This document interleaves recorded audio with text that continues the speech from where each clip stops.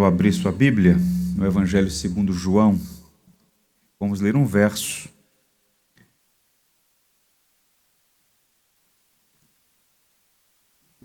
João capítulo 11, verso 3. Enfermidade, uma abordagem à luz da Bíblia.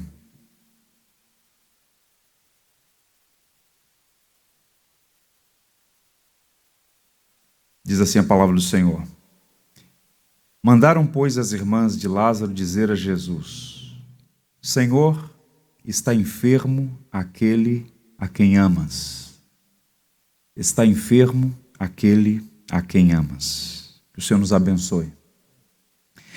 Meus irmãos, o Evangelho segundo João foi escrito com o propósito de afirmar que Jesus Cristo é o Filho de Deus. E o apóstolo João selecionou deliberadamente 7 sinais, 7 milagres que apontam para a plena divindade de Cristo. Desde o capítulo 2, quando ele transforma água em vinho, no seu primeiro milagre público, nas bodas de Caná, até o ápice, quando ele ressuscita a Lázaro. É o episódio narrado no capítulo 11 do Evangelho. Marta e Maria, irmãs de Lázaro, enviam a Jesus uma mensagem. É uma mensagem simples, direta e, eu diria, emocionante. Tente imaginar Jesus ouvindo esse recado das irmãs Marta e Maria. Senhor, está enfermo aquele a quem tu amas. Lázaro era um seguidor de Jesus, um discípulo. Por vezes, Jesus Cristo visitou aquela família na aldeia de Betânia, uma pequena aldeia próxima à cidade de Jerusalém. E Jesus estava em relativa distância e é informado que Lázaro está gravemente enfermo. E elas então enviam essa mensagem. E, obviamente, o propósito era que Jesus Cristo fizesse uma intervenção a fim de que seu irmão, no caso o irmão delas, fosse curada. Jesus o amava toda aquela família. E a resposta que Jesus Cristo dá no verso 4 é bem emblemática, porque ele diz que a enfermidade que Lázaro estava acometida não era para a morte, mas para a glória de Deus, para que o Filho de Deus fosse glorificado.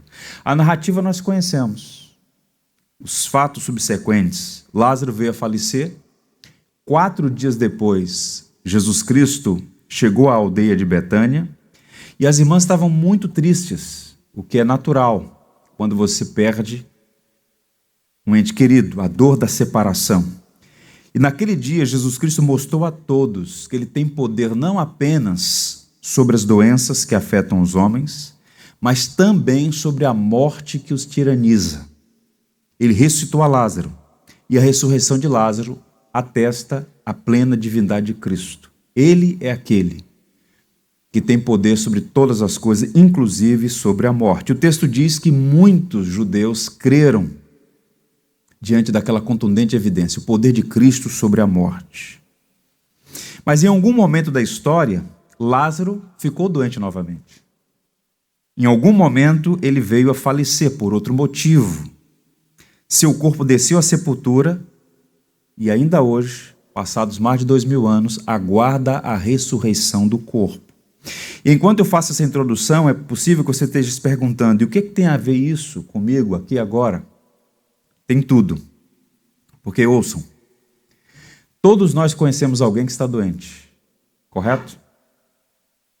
Todos nós conhecemos alguém que morreu por causa de uma doença.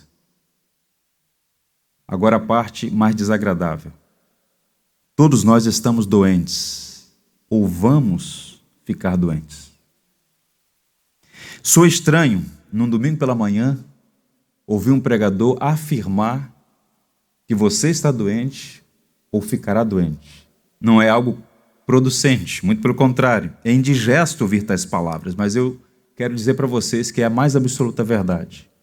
Estamos todos em alguma medida doentes, ou inevitavelmente ficaremos doentes.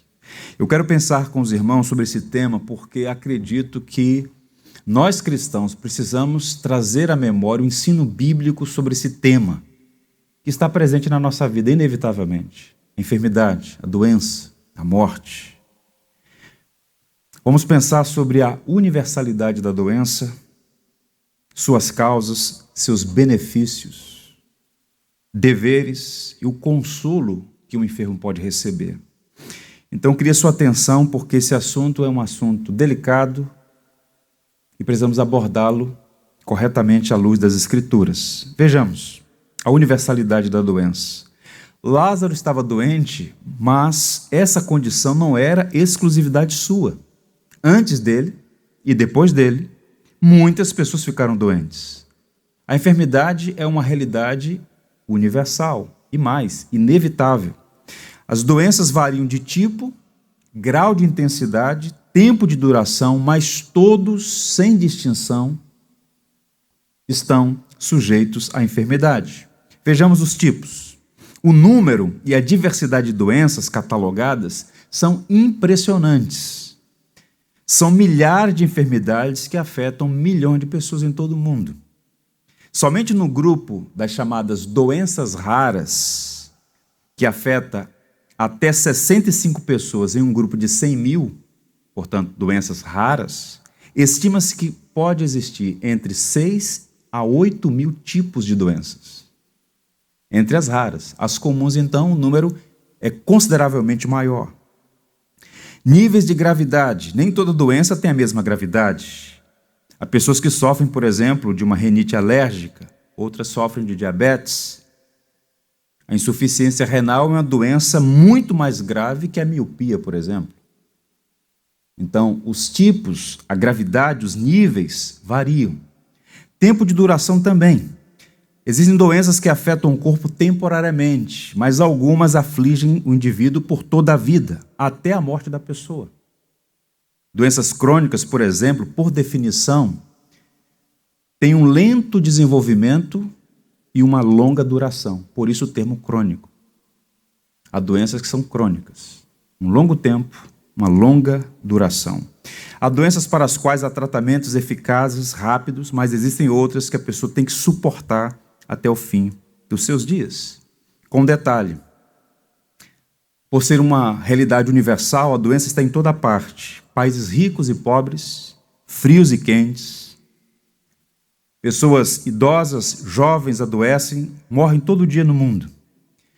As diferenças, por exemplo, no campo social e econômico, afetam o quadro geral. Obviamente que o sistema de saúde da Dinamarca é melhor do que o de Serra Leoa. No entanto, em algum momento, não fará diferença se a pessoa está no mais renomado hospital do mundo ou numa tenda no deserto. A medicina pode prolongar a vida, mas não é capaz de matar a morte. Um dia ela chegará. Na entrada do Rockefeller Center, que é um complexo de 19 edifícios em Nova York, suntuoso, glamuroso, icônico, há uma placa em homenagem a John Rockefeller Jr. Muitas pessoas que vão à cidade de Nova York visitam o topo dos altos prédios, né? Dentre os quais o Rockefeller Center. E esse indivíduo, muito conhecido pelo que realizou, o primeiro homem na história a ser considerado bilionário, ele contraiu uma doença e morreu em 1960. Morreu de pneumonia. O homem mais rico da história dos seus dias. Portanto, reis, súditos, ricos, pobres, doutores, analfabetos, médicos e pacientes caem igualmente diante desse grande inimigo que é a morte, a doença. Adoecem e morrem. E a fé em Cristo não é um imunizante. Um dos problemas do nosso país, lamentavelmente, entre tantos outros, é a quantidade de portas abertas em nome do Evangelho, em nome de Deus, cometendo estelionato, enganando, ludibriando, torcendo a verdade, falsários mercadejando as Escrituras, enganando um expressivo número de pessoas com o discurso de que a sua saúde depende exclusivamente da sua fé. Se você tiver fé, estará blindado a toda e qualquer enfermidade. Isso é falso. E mais do que falso, isso é nocivo, prejudicial. Isso é uma grande mentira. A graça de Deus não é uma vacina contra a enfermidade. os cristãos não receberam a promessa de imunidade à doença. Há textos na Bíblia que sugerem que a cura é apenas uma questão de fé. Se você lê o texto isolado, pode sugerir isso, mas quando você olha o quadro geral, o ensino bíblico, a teologia cristã e a história vão testemunhar que o mais piedoso cristão pode contrair uma grave doença, padecer dela e vir a óbito. Não é uma questão de ter mais ou menos fé. Cabe sempre lembrar que nós não somos Deus. Nós não temos todas as respostas. Somos limitados, finitos. A providência tem caminhos misteriosos e nem sempre concede o benefício da cura. Há diversos exemplos na Bíblia de pessoas santas, piedosas, tementes, servas valorosas que enfrentaram problemas com a enfermidade. Para citar algumas delas, o profeta Eliseu, substituto de Elias, dois grandes nomes do Antigo Testamento. O texto diz que ele padeceu de uma enfermidade que o levou à morte. O profeta que foi instrumento para tantos sinais e prodígios. Está lá em 2 Reis, capítulo 13. E Eliseu estava doente de enfermidade da qual morreu. Falta de fé do profeta? Não. Humanidade. Eliseu, tal como eu e você, nós todos vivemos em um mundo caído. Vivemos fora do jardim. Paulo escrevendo a Timóteo, o jovem pastor da igreja de Éfeso, Paulo disse assim: então, não bebas mais água somente, mas usa um pouco de vinho, por causa do teu estômago e das tuas frequentes enfermidades. Paulo está sugerindo remédio caseiro para lidar com os problemas no estômago e das frequentes enfermidades de Timóteo. Paulo não pede para ele frequentar uma sessão de descarrego ou coisa do tipo, mas simplesmente diz: olha, toma esse remédio caseiro, cuida das tuas enfermidades. Paulo, que foi usado por Deus para curar algumas pessoas, ele mesmo, o apóstolo Paulo, tinha problema de saúde. Agora, ao final do seu ministério, na última carta que ele escreveu, ele registra algo impressionante. Um amigo, companheiro de missão, chamado Trófimo, estava doente. Ele não pôde continuar a viagem missionária. E Paulo então dá uma informação que é, no mínimo, curiosa. 2 Timóteo 4,20. Erasto ficou em Corinto e deixei Trófimo doente em Mileto. Você consegue entender o que está acontecendo aqui? Paulo está dando informação para Timóteo. Erasto ficou em Corinto, servindo ali. Eu dei sequência à viagem e Trófimo ficou doente em Mileto. Paulo não pôde fazer nada por ele. Não está no poder de uma pessoa, nem do enfermo, nem de alguém que ora por ela, o poder de curar. E aqui, acho que vale a pena fazer a seguinte questão, aqui uma espécie de enquete, né? O que está acontecendo? Paulo não teve fé para curar Trófimo?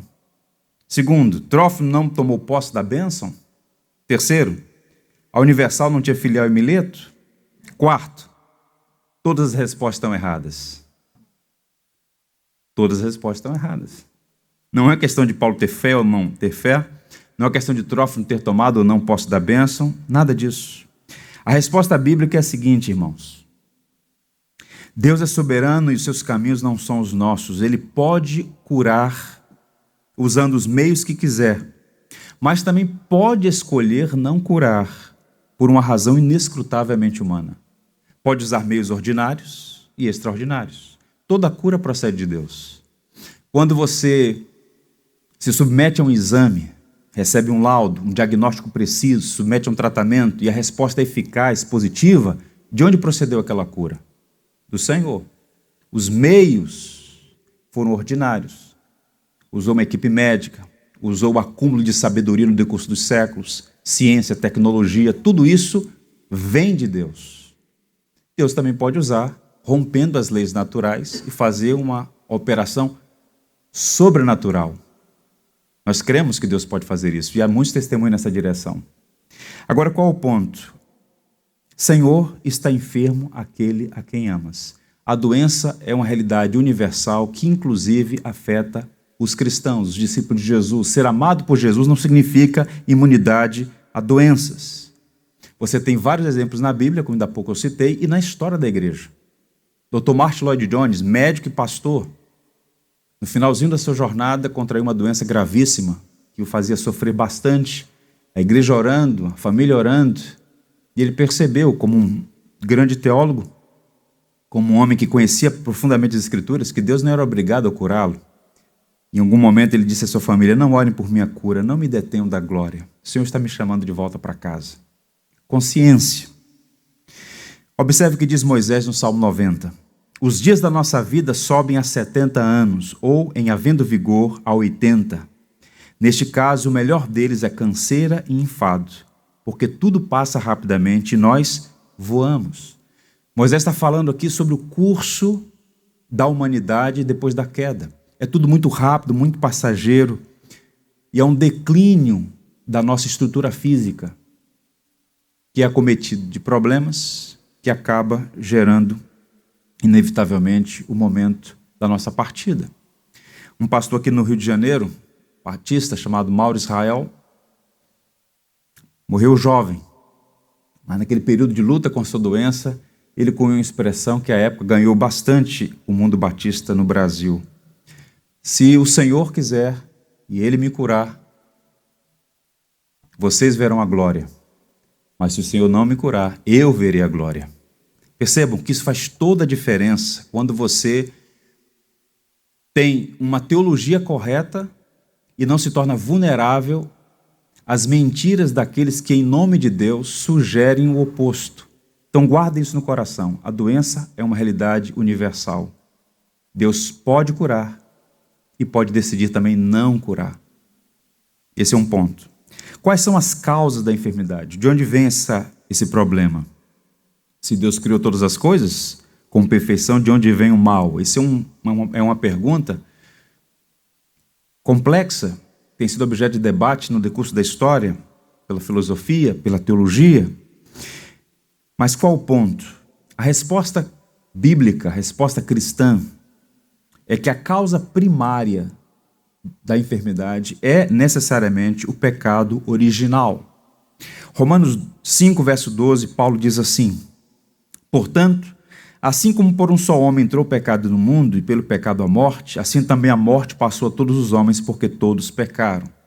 Na contramão do que as pessoas pensam, pecado não é uma manchinha no coração, pecado não é uma fraqueza moral, pecado não é uma imperfeição, o pecado é uma condição inata, inerente a todo ser humano que vem ao mundo.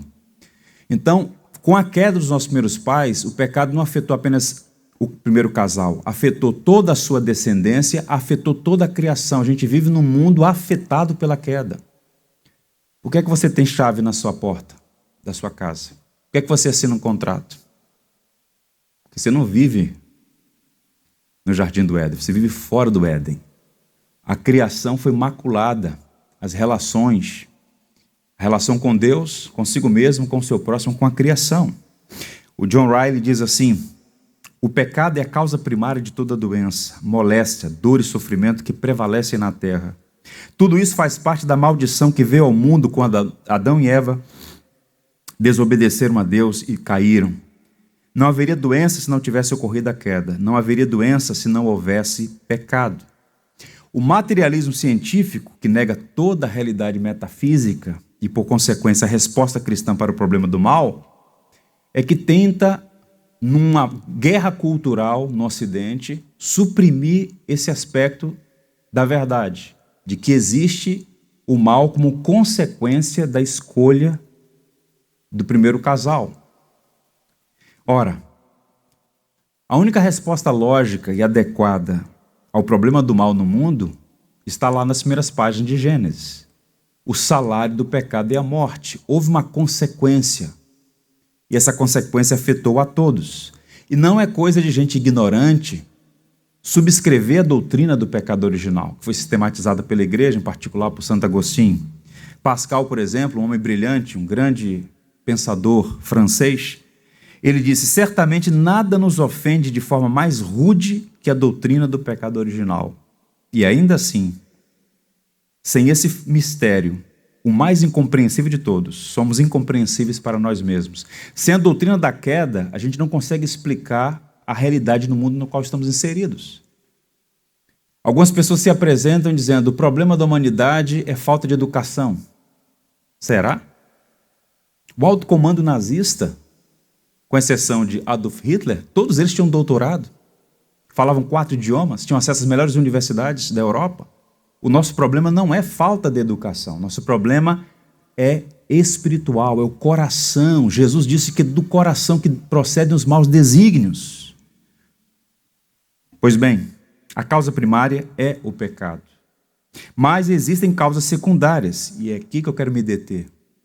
Porque se eu dissesse apenas que é o pecado a causa das enfermidades, essa não seria a apresentação da verdade toda.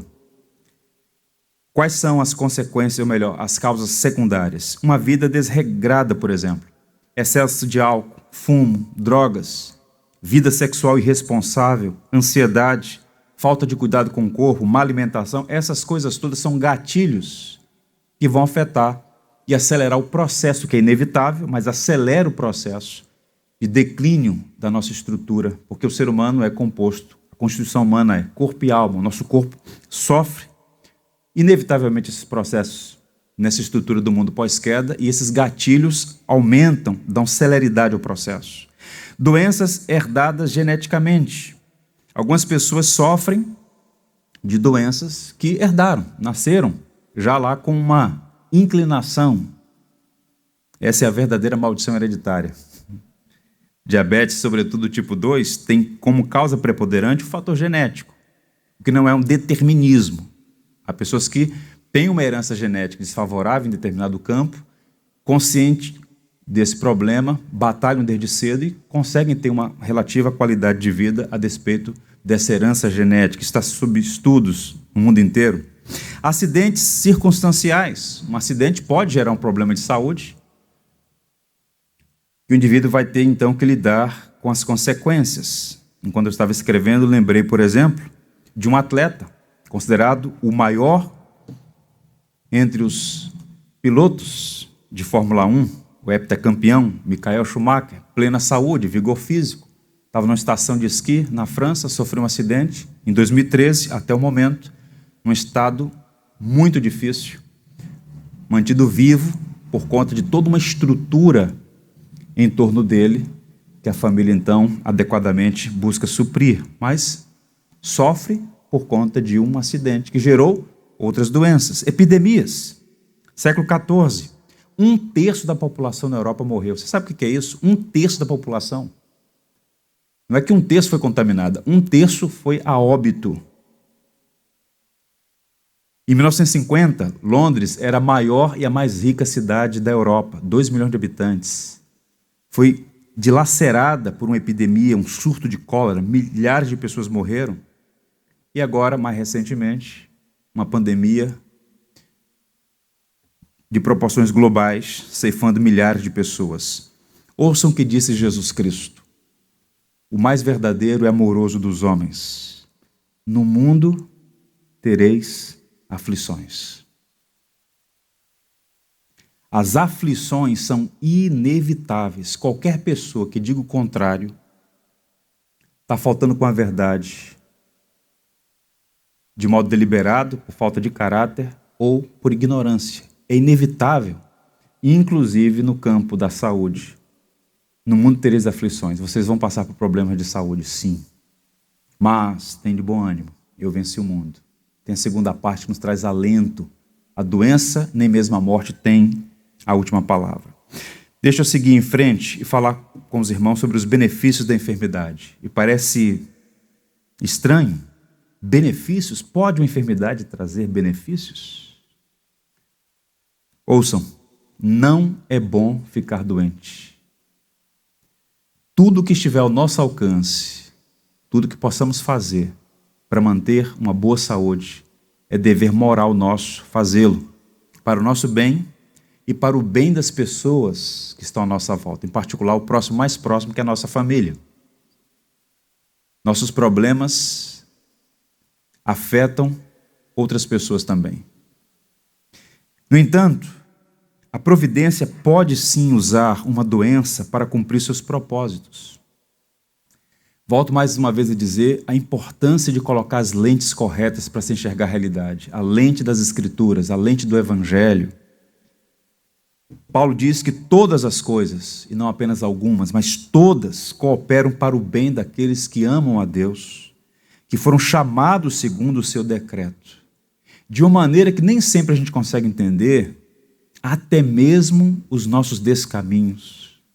Situações que surgem sem aviso prévio, como, por exemplo, um diagnóstico que surge da noite para o dia, em alguma medida, pode ser útil para o nosso crescimento e para a glória do nome do Senhor, como aconteceu com Lázaro. Cristo foi glorificado naquela situação. Vejam, em que sentido o homem pode se beneficiar de uma enfermidade? A doença pode levar o homem a pensar sobre a realidade da morte. A maioria das pessoas vive como se não fosse morrer. Elas vivem como falsos senhores da vida, na ilusão de que são gerentes, que têm tudo sob controle.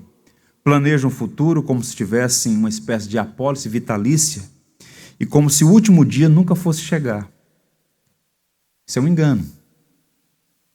Uma doença pode despertar a pessoa para encarar a inevitável realidade da morte. Então é como se a pessoa sofresse um solavanco e acordasse para a realidade. Eu não tenho gerência da vida. De fato, não tem. A vida é uma concessão da graça. O salário do pecado é a morte. Deus seria justo em condenar a todos nós. O fato do primeiro casal, depois da queda, continuar vivendo, ainda que com todas as implicações da queda, sinaliza a misericórdia, a bondade, a paciência, a graça de Deus. Viver é uma concessão da graça.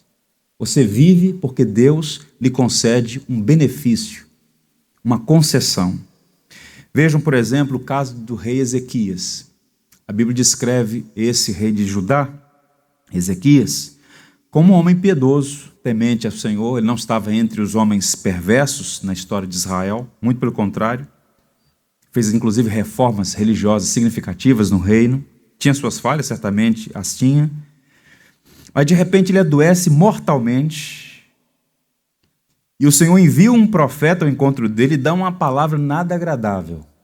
Tente imaginar o rei ouvindo isso da boca do profeta Isaías.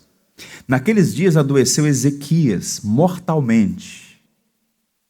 E o profeta Isaías, filho de Amós, veio a ele e lhe disse: assim diz o Senhor, põe em ordem a casa, porque morrerás e não viverás. É como se Isaías, o profeta, se comportasse como aquele médico que tem que dar informação à família. Ou, no caso, o próprio paciente. Seu quadro é irreversível. Você vai morrer. E Ezequias, quando ouviu aquilo, ele foi sacudido pela realidade. Ele estava doente e iria morrer. Bem, no caso dele especificamente, ele clamou por misericórdia e o texto diz que o Senhor prolongou por mais 15 anos a vida de Ezequias. Mas em algum momento, ele veio a óbito, ele foi sepultado. Portanto, a morte pode ter esse benefício de despertar as pessoas para a realidade da morte. Sobretudo os mais jovens, que acham que nunca chegará o último dia. Mas ele chega, inclusive para jovens, inclusive para crianças. O que é triste, mas é uma realidade. E mais, outro benefício, a doença pode despertar o homem a pensar em Deus e na eternidade. A maior parte das pessoas em seus dias de saúde não encontram tempo para Deus, eternidade. Algumas só vão em ambientes como esse, por exemplo, onde Deus é cultuado comunitariamente, onde a palavra é lida e exposta, em momentos muito pontuais. Elas não são necessariamente escarnecedoras, zombadoras, mas no fundo, tem um espírito que diz: isso não é para mim, não agora, talvez mais à frente. Vivem como se Deus não existisse. É É o ateísmo prático. Entretanto, ouçam, às vezes uma doença tem o poder de provocar uma reflexão e trazer diante dos olhos do indivíduo a realidade. Nós todos vamos cruzar os portões da eternidade. Há cerca de 12 anos, eu participei de uma conferência e ouvi um pregador chamado Matt Chandler. Ele tinha acabado de se recuperar de uma doença e naquela conferência, entre outras coisas, ele tratou o assunto da temporalidade. O tema da finitude do homem. Ele tinha acabado de se recuperar de uma doença grave, tinha sido liberado pelos médicos para pregar, tinha coisa de 6 meses, então ele estava lá falando para um grupo expressivo de pastores sobre como ele reagiu a um diagnóstico. Ele, um atleta, um pastor jovem, na casa de 40 anos, 40 e poucos anos, de repente chega para ele um laudo. Você tem uma doença grave, muito provavelmente você não vai conseguir resistir ao tratamento. Então, como é que você recebe uma notícia como essa? E, de repente, ele, como pregador, caiu a ficha. Eu posso não estar aqui amanhã. Como é que eu me preparo para encontrar-me com o meu Deus? Como é que eu vou entrar pelos portões da eternidade? Morrer não é fazer morada no cemitério da cidade. A vida, há uma realidade, melhor dizendo, pós-morte. Morrer não é deixar de existir. A morte é, tecnicamente, a separação temporária do corpo e da alma. O corpo permanece na sepultura. Mas a alma já segue uma destinação. E ele, então, começou a pensar sobre isso. E lembrou-se de outro pregador, o Edwards, maior pregador das Américas, quando orava sempre: Senhor, estampa a eternidade diante dos meus olhos. Viver sabendo que você foi criado para a eternidade. O próprio profeta diz isso. Deus colocou a eternidade no coração dos homens. Nós somos criados por Deus e para Deus. Há um incômodo, há um elemento de insaciabilidade em nossa vida que nos aponta para quem nós fomos criados. De modo que o coração idólatra, que pega as coisas boas que Deus nos dá e faz delas um fim em si mesmo. Então, alguns até brincam sobre a realidade pós-morte, dizendo: não, eu ainda tenho muito que fazer por aqui, ou eu ainda quero continuar por aqui, como se do outro lado o que os aguardasse fosse algo menos bom do que o indivíduo pode desfrutar desse lado da realidade. Isso é uma falta de visão e perspectiva sobre o que é eternidade. Eternidade não é ficar sentado no banco da igreja como aquela criança, balançando os pezinhos, esperando o culto acabar. Pode até ser bom, mas caramba, toda a eternidade sentado no banco, batendo as perninhas. Será que o céu é isso? Não, isso não é o céu.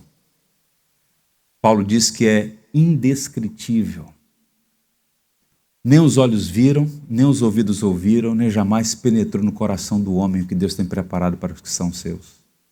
Se desse lado da existência a gente já pode desfrutar de alegrias profundas, de felicidades extraordinárias, tente imaginar num contexto sem a mácula, sem o vírus e seus efeitos do pecado. Está para sempre com o Senhor, sem mediação, no sentido de face a face com o Senhor pela obra de Cristo. Pense na eternidade. Nunca deixe de pensar na eternidade. Caminhando, a doença pode amolecer o coração dos homens, quebrantá-los e torná-los sábios. O coração natural do homem é duro como uma pedra. Essa dureza pode se revelar de maneiras diferentes, mas a descrição da Bíblia, ou melhor, a descrição que a Bíblia faz do coração humano é que é pedra, é duro, é refratário. O homem natural não vive para a glória do seu Criador. De modo que é possível que uma enfermidade sirva como uma espécie de bisturi para remover o coração de pedra e colocar um coração novo. Um exemplo clássico disso, Naamã. Quem foi Naamã? Naamã foi um general, a maior autoridade militar da Síria, muito respeitado pelo rei, pelo povo, mas era leproso. Por trás da armadura, dos títulos, das condecorações todas, havia um homem leproso. E naquele contexto, a lepra é uma doença incurável e símbolo de maldição. está na casa dele, uma serviçal, diz: olha, se o senhor conhecesse um profeta que é em Israel, o senhor seria curado dessa enfermidade. É por meio de uma pessoa simples que a boa notícia chega. E ele então pede cartas ao rei da Síria, vai ao território de Israel, procura o rei, e o rei então autoriza ele procurar o profeta Eliseu. Eliseu sabia que Naamã era um homem de coração duro, altivo, soberbo. Eliseu se recusa a recebê-lo. Diz: não, eu já sei qual é o seu problema. E manda ele mergulhar 7 vezes no Rio Jordão. E quando ele ouve aquela notícia, primeiro já ficou muito chateado por não ter ser recebido, né? Ele não foi recebido. E ele fica injuriado com aquilo. Vem cá, como é que é isso? Não há rios na Síria? Há sim, rios Abna e Farfar, muito superiores a esse rio, esse riacho, esse garapé de vocês aqui. Até que um oficial diz: meu comandante, se o profeta lhe pedisse uma coisa difícil, bem difícil, eu não faria? É uma coisa simples. Ele então decide ir ao Jordão e mergulha 7 vezes. O texto diz assim: assim ele desceu o Jordão, mergulhou 7 vezes, conforme a ordem do homem de Deus, e foi purificado. Sua pele tornou-se como a de uma criança. O problema de Naamã não era físico apenas, era um problema espiritual. O orgulho é a fortaleza do mal, disse Victor Hugo. A fortaleza do mal no ser humano. E o profeta não queria simplesmente ser usado por Deus para curar a lepra de Naamã. Queria alcançar o coração soberbo dele. Se você se despir da sua arrogância, da sua altivez, submeter aos desígnios do Senhor, você será curado. E ele então, depois de alguma resistência, se submete. E qual é a resposta dele? Então Naamã e toda a sua comitiva voltaram à casa do homem de Deus. Ao chegar diante do profeta, Naamã lhe disse: agora sei que não há Deus em nenhum outro lugar senão em Israel. O Senhor foi glorificado na enfermidade de Naamã. Portanto, a enfermidade pode quebrantar o coração do homem soberbo, do homem altivo, do homem cheio de si. E mais, a doença pode gerar no homem uma necessária humildade, um necessário quebrantamento. Isso tem relação com o que eu acabei de dizer, mas em alguma dimensão diferente. Vejam, todos nós temos esse vírus instalado em nós, da autossuficiência, da altivez de espírito, do orgulho. É só uma questão de grau e como se manifesta, mas todos nós temos esse problema. Há um fariseu em nós que grita: não sou como os demais homens. No leito da enfermidade, o homem, por mais soberbo que seja, ele pode ser domado, quebrantado por uma situação adversa. Ele pode tomar consciência de que ele é um ser mortal que habita numa casa de barro, que pode ser esmagado por uma coisa tão pequena. Um homem não é nada. Um exemplo disso, para citar outro rei, é Nabucodonosor, um símbolo de altivez. Era um rei que pensava que era Deus, como tantas pessoas ainda hoje, né? Elas confundem a autoridade delegada como se fosse inerente. Então, por ter um título, por ter um poder, às vezes numa caneta, de mudar a vida de muitas pessoas, elas começam a ser ludibriadas, embevecidas pelo poder e começam a pensar que são superiores aos demais homens. Como Nabucodonosor, que fez uma estátua e queria ser adorado como Deus. O que aconteceu? O profeta diz: serás expulso de entre os homens e a tua morada será como a dos animais no campo. Partiam comer ervas como os bois e par-se-ão 7 tempos por cima de ti, até que aprendas que o Altíssimo tem domínio sobre o reino dos homens e os dá a quem quer. Olha como Deus trata um coração soberbo.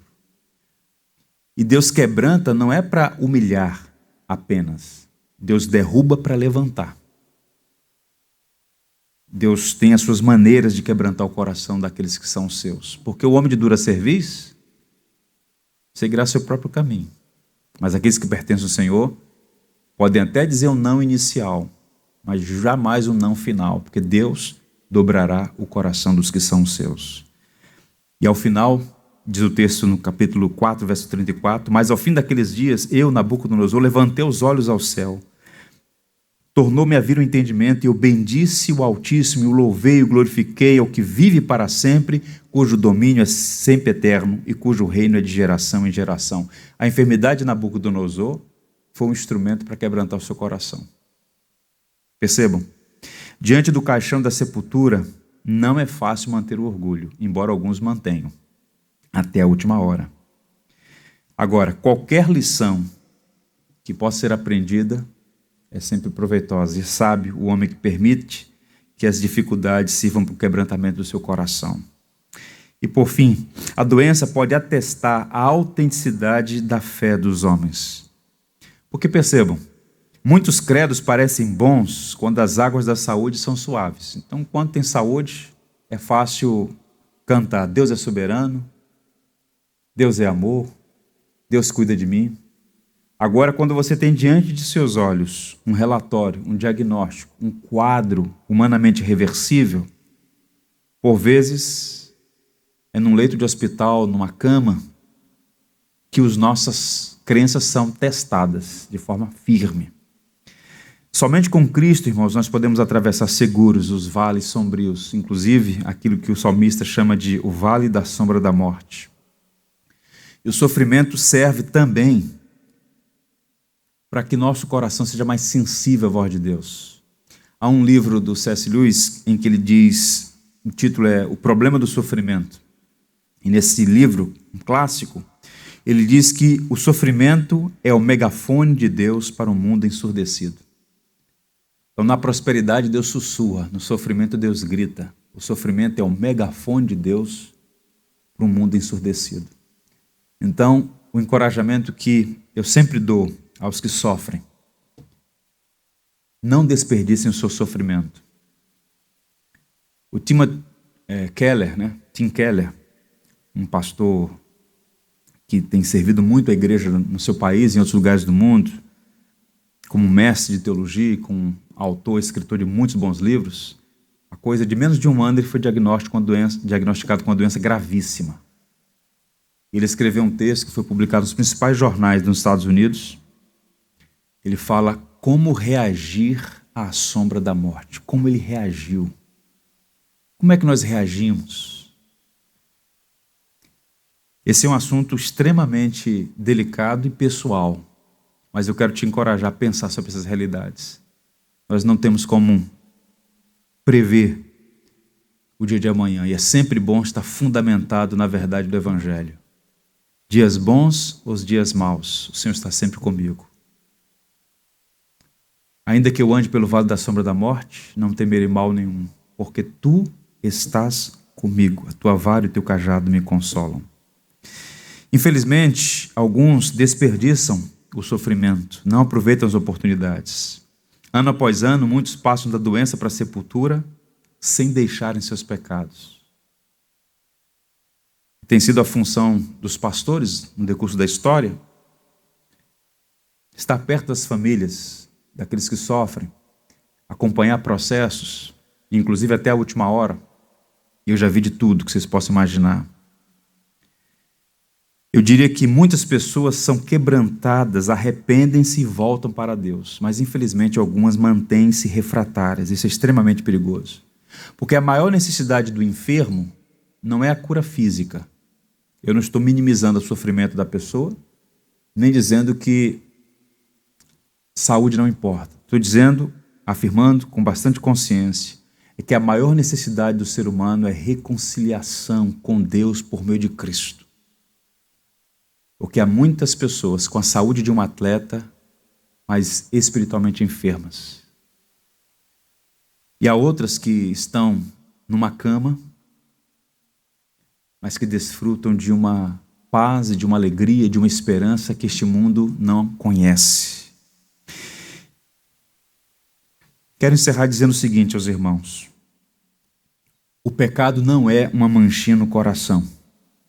O pecado não é uma imperfeição moral. O pecado é a transgressão da lei que trouxe a morte e afetou toda a criação. A obra de Cristo na cruz é o fundamento da nossa redenção, inclusive do corpo. A igreja, para ficar só no Brasil, a igreja evangélica brasileira precisa resgatar a teologia do corpo. Porque, via de regra, nós temos dois extremos, como sempre, muito ruins. Nós temos o desprezo ao corpo, em nome de um gnosticismo evangélico em ressurgência neste mundo. E, por outro lado, existe uma cultura de culto ao corpo. Quem já frequentou uma academia sabe o que eu estou falando. E a gente consegue ficar horas olhando a si mesmo em frente do espelho. Isso é um culto ao corpo. A gente vive num mundo em que cultua o corpo. Isso é um tipo de idolatria. Agora, a obra de Cristo na cruz não é simplesmente nos colocar suspensos entre a conversão e a nossa partida para a eternidade. A obra de Cristo, ela faz diferença em nossa trajetória no tempo e na eternidade. E uma das consequências do que Cristo fez naquela cruz é que toda a criação será redimida. Toda a criação será restaurada pelo que Cristo fez na cruz. Não é simplesmente salvar indivíduos, é restaurar a ordem. Inclusive, haverá redenção para o nosso corpo. Se o corpo hoje é uma casa, Paulo chama de casa terrestre, que está em processo de degradação. Mas um dia você terá um corpo redimido. Não sou eu que estou dizendo isso. Vejam o apóstolo Paulo na carta aos Romanos. Porque sabemos que toda a criação, a um só tempo, geme e suporta angústias até agora. A criação está gemendo. E não somente ela, mas também nós, que temos as primícias do Espírito, igualmente gememos em nosso íntimo, aguardando a adoção de filhos, a redenção do nosso corpo. O que é que Paulo está dizendo ao falar da redenção do corpo? Na eternidade nós não seremos pessoas desencarnadas. Nós teremos um corpo. E o corpo de Cristo é a primícia do corpo que um dia nós receberemos. Haverá uma redenção para o nosso corpo. O cristão é alguém que continua sujeito às enfermidades, mas a doença e nem a morte têm a palavra final. Paulo disse a Timóteo que o nosso Salvador Cristo Jesus não só destruiu a morte, como trouxe à luz a vida e a imortalidade mediante o Evangelho. A morte foi morta na morte de Cristo. E a morte tornou-se uma espada embotada, que fere, mas não mata a alma. Portanto, a morte, embora continue sendo uma realidade, seu efeito é temporário. Um dia, o nosso corpo cansado tombará. Você pode cuidar dele e deve cuidar dele, mas um dia seu corpo tombará diante da sepultura. Mas nós temos a esperança da ressurreição. Um dos documentos da fé cristã que a gente precisa ter na mente e no coração é o Credo dos Apóstolos. Na parte final, as últimas palavras do credo diz assim: creio na ressurreição do corpo e na vida eterna. Quando Martinho Lutero perdeu sua filha de 13 anos de idade, foi um golpe profundo para o seu coração. Ele mandou escrever na tábua, na tampa do caixão: eu creio na ressurreição do corpo e na vida eterna. Um dia veremos novamente aqueles que partiram no Senhor. Um dia teremos nossos corpos transformados à imagem do corpo de Cristo. Veja o que Paulo disse aos Filipenses: pois a nossa pátria está nos céus, de onde também aguardamos o Salvador, o Senhor Jesus Cristo, o qual transformará o nosso corpo de humilhação para ser igual ao corpo de sua glória. Por que Paulo chama corpo de humilhação? Algumas vezes não é humilhante o que a gente passa. O John Stott viveu, salvo engano, até 86 anos de idade, um dos grandes pastores do século passado. Ele morava ao lado da igreja, na casa paroquial, coração de Londres. Ele estava preparando o sermão, se organizando para ir para o culto. E ele disse que não sabe como aconteceu, mas ele caiu e de repente ele estava lá, estatelado no chão, esperando uma equipe médica resgatá-lo. já era idoso, enfim, caiu, se machucou. E quando ele está indo para o hospital e depois se submetendo a toda uma série de procedimentos, inclusive quebrou, salvo engano, a bacia, ele estava naquele processo. Ele falou, mais do que nunca ele pensou nesse texto. A humilhação, a fraqueza do corpo, a exposição do corpo de um homem idoso. Paulo diz que o nosso corpo é corpo de humilhação, mas um dia nós teremos um corpo semelhante ao de Cristo. Que corpo é esse? Um corpo que é capaz de entrar num ambiente com as portas fechadas e ao mesmo tempo um corpo que é capaz de comer peixe à beira-mar. Ele é primícia dos que dormem. Portanto, as enfermidades, por mais avassaladoras, terríveis que sejam, não têm a palavra final, nem mesmo a morte. O livro de Apocalipse encerra assim: então ouvi grande voz vinda do trono, dizendo, eis o tabernáculo de Deus com os homens, Deus habitará com eles. Eles serão povos de Deus e Deus mesmo estará com eles. Agora ouçam o consolo dos que sofrem, para os que sofrem. E lhes enxugará dos olhos toda lágrima, e a morte já não existirá. Já não haverá luto, nem pranto, nem dor, porque as primeiras coisas passaram. Uma nova ordem está em curso. Um dia todas as coisas serão restauradas. E isso vai nos afetar de uma maneira extraordinária. Experimentaremos a redenção do corpo para a glória de Cristo. Foi por isso que quando Cristo viu as duas irmãs chorando, os amigos todos chorando, chorou também. É um Cristo que compadece dos nossos sofrimentos. Ele não minimiza a nossa dor, dizendo, não chora não, porque vai haver a redenção do corpo. Ele chora as nossas dores, sente os nossos sofrimentos. Mas ele disse, naquele mesmo cenário, eu sou a ressurreição e a vida. Quem crê em mim, ainda que morra, viverá. Glória a Deus por isso. Amém? Vamos orar, vamos dar graças a Deus pela vida de Jesus. Ó Deus, como é bom ouvir a sua palavra e encontrar nela refúgio para as nossas aflições. Somos humanos, temos fraqueza e limitações. Todo o nosso ser sente os efeitos da queda, ao que Paulo chamou de o pecado que habita em mim. E um dos problemas, Senhor, um dos efeitos da queda são as enfermidades. E nós todos temos em algum grau, algum tipo de problema que temos que lidar. Conhecemos pessoas a quem amamos que estão atravessando vales sombrios, a crise de todo tipo. Mas a boa notícia, Senhor, é saber que na plenitude dos tempos o Senhor enviou Jesus Cristo. Ele é a nossa redenção. E nós te louvamos porque Ele caminha conosco nos vales adversos e usa, inclusive, circunstâncias difíceis como a enfermidade para moldar a nossa vida aos propósitos dEle. Guarda o nosso coração da murmuração, guarda o nosso coração da altivez. Ajuda-nos a olhar essa realidade com as lentes certas, com as lentes do Evangelho. Vivendo para a glória de Cristo, recebendo graça, a graça que é suficiente em toda e qualquer circunstância, e a expectativa, a esperança de que um dia não haverá mais dor, nem luto, nem morte.